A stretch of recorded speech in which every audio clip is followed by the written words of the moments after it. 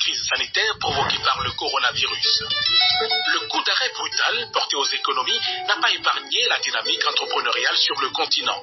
La fulgurante ascension de jeunes entreprises modernes enregistrées en 2019 est presque hypothéquée du fait de la baisse de leurs activités et de leurs revenus. Mais la situation n'est pas partout la même. En RDC, la plupart des entreprises ont continué à faire des affaires et avec des entrepreneurs très flexibles et avec une capacité d'adaptation et de résilience. Les jeunes pousses de l'écosystème des entreprises congolaises tiennent donc le coup face aux impacts de la Covid-19. On en parle dans la première partie de ce magazine.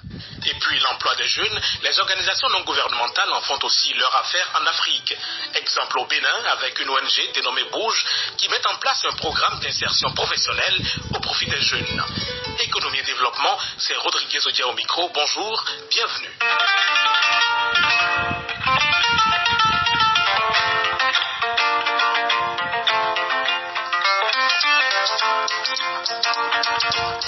En 2019, l'Afrique célébrait le cap de près de 2 milliards de dollars d'investissement dans les startups. Selon des spécialistes, plusieurs centaines d'incubateurs et accélérateurs d'entreprises y ont été recensés, suscitant beaucoup d'espoir pour le développement et la transformation structurelle des économies. Mais ces espoirs ont été déçus, cédant place à la panique du fait des effets de la Covid-19. Dans certains pays, de nombreuses startups n'ont pu survivre à cette crise brutale, même si la situation n'est pas partout la même. En République démocratique du Congo, par exemple, les pertes ont pu être limitées dans l'écosystème des entreprises. C'est ce que nous explique Choladine, fondateur de Kin Startup Academy de Kinshasa. Les plus grandes entreprises aux plus petites entreprises, donc les PME, les startups de la République démocratique du Congo n'ont pas été épargnées, mais il y a une nuance, c'est-à-dire que nous parlons ici quand même d'entreprises aujourd'hui assez modernes, assez agiles et avec des entrepreneurs très flexibles et avec une capacité d'adaptation et de résilience assez extraordinaire, ce qui fait que l'impact est modéré, atténué de ce côté-là. L'autre point, c'est que ici en RDC, le confinement n'a pas été total, c'est-à-dire qu'il n'y en a eu que la commune de la Gambie qui a été totalement fermée, mais on a toutes les autres communes qui ont continué leurs activités plus ou moins, malgré les mesures drastiques. Il y a eu des activités, je veux dire, les gens ont continué à consommer, même de la maison, les modes de consommation ont évolué, ont changé, mais les gens ont consommé quand même. Donc la plupart des entreprises ont continué à faire des affaires, même si ces affaires ont été assez ralenties. Et aujourd'hui, nous allons dire que nous, étant donné que nous sommes dans la tech, quasiment 70% de nos entreprises qui ont continué à fonctionner, 30% parmi eux ont très bien fonctionné parce que eux sont dans le e-commerce, donc dans la livraison de produits vivriers, dans les livraisons de produits de première nécessité.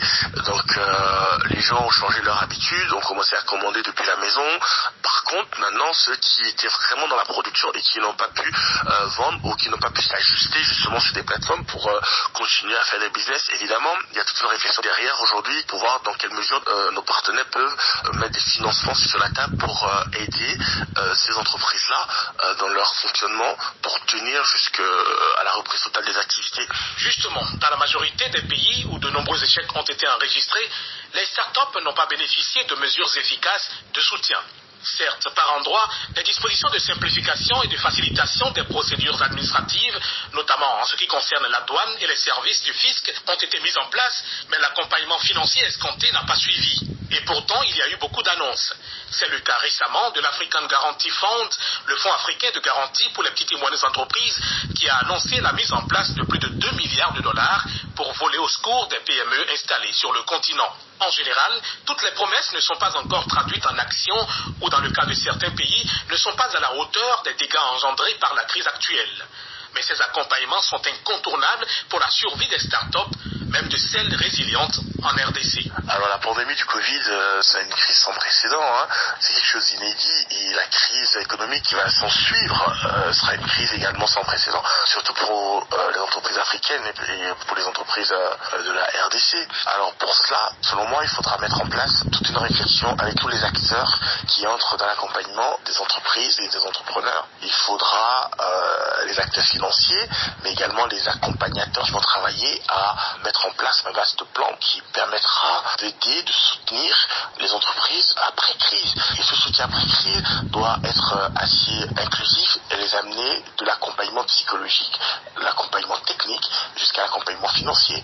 Et c'est ces 3 accompagnements qui permettront de remonter la pente de manière plus aisée. Et donc c'est vraiment un plan qui sera mis en place et par les acteurs gouvernementaux et par l'écosystème ensemble, en fait, main dans la main.